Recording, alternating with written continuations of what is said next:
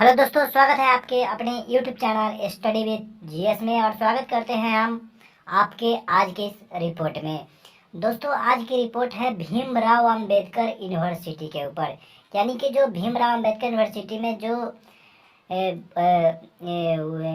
20 से 23 वाले जो छात्र थे जिनका सेशन चल रहा था, मतलब उनका सेशन चल रहा है, उनकी पार्ट 2 की अभी फॉर्म भरा रही है। लेकिन उनमें से कुछ 20,000 छात्र थे जिनका स्पेशल एग्ज़ाम होनी थी, लेकिन उस पर स्पेशल एग्ज़ाम पर कोई रिपोर्ट नहीं आया और हमारे नए परीक्षा नियंत्रक साहब भी आ गए, उसकी फॉर्म के डेट भी आ गई। लेकिन एक उसी के साथ पढ़ने वाले यानी 20 से 23 वाले छात्र, जिनका एक ऐसा छात्र जिसका अभी तक एक भी एग्ज़ाम नहीं हुआ, दूसरा एक ऐसा छात्र जिनका पार्ट 2 का फॉर्म भरा रहा है। तो इसके रिपोर्ट पर हम बात करने वाले हैं पॉइंट पे। और दूसरा हम बात करेंगे पार्ट 3 के ऊपर, क्योंकि पार्ट 3 के जो 19 से 22 के जो स्टूडेंट्स हैं उनका क्या एडमिशन हो पाएगा कि नहीं हो पाएगा, इस पे भी हम बात करेंगे।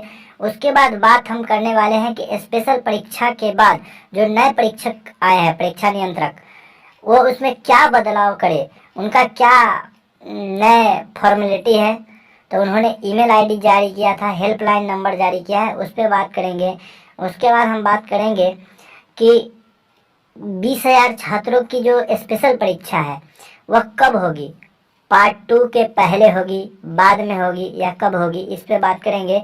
उसके बाद हम बात करने वाले हैं कि क्या जो विद्यार्थी हैं उनकी जो समस्याएं हैं वह किस तरह से सुलझेगी, इस पर क्या उन्होंने स्टेटमेंट दिए हैं परीक्षा नियंत्रक साहब, उस पर हम बात करेंगे। अब आता है कि फॉर्म तो पार्ट 2 की भरा रहा है, क्या उसकी परीक्षा पहले होगी या बाद होगी, उस पर भी हमारी बातचीत होगी। तो चलिए हम शुरुआत करते हैं बातचीत पे। पहले बात आती है कि क्या अभी जो सेशन है 20 से 23 वाले के परीक्षा पार्ट 2 की जो परीक्षा फॉर्म भरा रही है उनकी परीक्षा पहले होगी या फिर स्पेशल एग्जाम पहले होगा। तो देखिए, पिछला रिपोर्ट के माने तो हाई कोर्ट ने आदेश दिया था कि पहले परीक्षा लिया जाए, मतलब जो एक स्पेशल एग्जाम है वो ले लिया जाए, उसके बाद पार्ट 2 के एग्जाम लिया जाए। लेकिन जो पुराने परीक्षा नियंत्रक थे डॉक्टर संजय कुमार सिंह, उन्होंने एक नोटिस जारी करके, जब वह जाते वक्त उन्होंने एक नोटिस जारी कर दिया था और उस नोटिस में उन्होंने बता दिया था कि परीक्षा जो है फॉर्म भरने की तिथि उन्होंने निकाल दी थी, जिस तिथि को अभी चलाया जा रहा है, यानी कि 2 मार्च तक उस तिथि को रखा गया है। हालांकि आप 30 से पहले ही भर लेंगे, जितने भी पार्ट 2 के छात्र हैं उनको पार्ट 1 पास है। लेकिन उसी में से उसी सत्र के छात्र जिनका पार्ट 1 का भी एग्जाम नहीं हुआ, उस पर उन्होंने कोई भी स्टेटमेंट नहीं दिया। लेकिन नए जो परीक्षा नियंत्रक साहब आए हैं उन्होंने स्टेटमेंट दिया है कि इन पे भी बातचीत की जाएगी, बैठक उन्होंने की है, तो उनके भी फॉर्म भराने की संभावना अधिक है, भरा सकते हैं। लेकिन बात है कि जैसे उन्होंने कहा कि अगर स्पेशल परीक्षा होने से, मतलब पार्ट 2 की परीक्षा होने से पहले अगर स्पेशल परीक्षा हो जाती है तो उनके साल होने से, बर्बाद होने से बच सकता है। इस पर भी बातचीत हुई थी। तो परीक्षा नियंत्रक साहब ने कहा कि इस पर सोचा जाएगा। और अभी तो आपके पार्ट 2 की फॉर्म भरा रही है तो उस पर सोच होगी।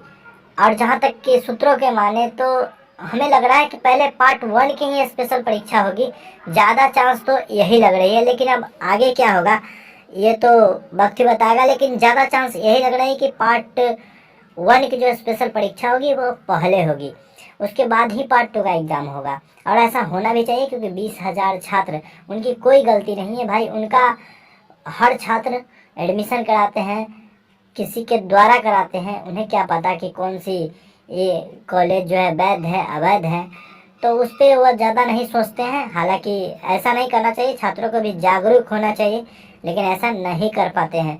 उसके बाद उन्होंने, परीक्षा नियंत्रक साहब ने इसके बाद उन्होंने स्टेटमेंट दिए हैं कि जो भी छात्र, जैसे 19 से 22 के हो गए, 18 से 21 के हो गए, जिनके रिजल्ट्स गड़बड़ाए हुए हैं, वह एक ईमेल आईडी जारी हुई है, एक हेल्पलाइन नंबर भी जारी हुई है। हालांकि हेल्पलाइन नंबर और ईमेल आईडी अभी तक नहीं आया है वेबसाइट पर, हम अगर आएगा तो फिर अगले वीडियो में हम रिपोर्ट देंगे। उस पर अगर आप अपनी समस्या को बताते हैं, लिखते हैं, तो आपकी समस्या 10 दिन के अंदर सुधार दिया जाएगा। तो ये उनका दूसरा स्टेटमेंट था। तीसरा है कि पार्ट थर्ड जो 19 से 22 के छात्र हैं उनका रिजल्ट कब आएगा। तो उनका रिजल्ट जो है अप्रैल के दूसरे सप्ताह में आने की ज़्यादा उम्मीद है, क्योंकि अभी तक आपकी कॉपी चेकिंग की कार्य शुरू नहीं हुई है और शुरू कराई जाएगी। नई परीक्षा नियंत्रक साहब आए हैं तो शुरू करवाएंगे, लेकिन शुरू करवाएंगे भी तो करवाने और टेबुलेटिंग करने में उन्हें वक्त लगेगा और आपके अप्रैल के दूसरे सप्ताह में रिजल्ट आने की संभावना जताई जा रही है। तीसरी बात है कि क्या 19 से 22 वाले जो छात्र हैं उनका आगे एडमिशन हो पाएगा, क्या वो बीएड कर पाएंगे। तो ये अब बीएड कर पाएंगे इसका पूरा के पूरा निर्भर रहेंगे वो नोडल यूनिवर्सिटी जो बनाया गया है ललित नारायण मिथिला यूनिवर्सिटी के, उनके जो नोडल पदाधिकारी हैं उन पर निर्भर रहेगा। अगर वह डेट को एक्सटेंड करते हैं तो उनका बीएड पकड़ा जाएगा, अगर एक्सटेंड नहीं हो पाता है, ज़्यादा चांस तो नहीं हो पाएगा, लेकिन अगर नहीं हो पाता है तो उनका इस बार छूट जाएगी और 1 साल और उनका बर्बाद हो जाएगा। तो इस पे ध्यान देना चाहिए, नोडल पदाधिकारी को सोचना चाहिए।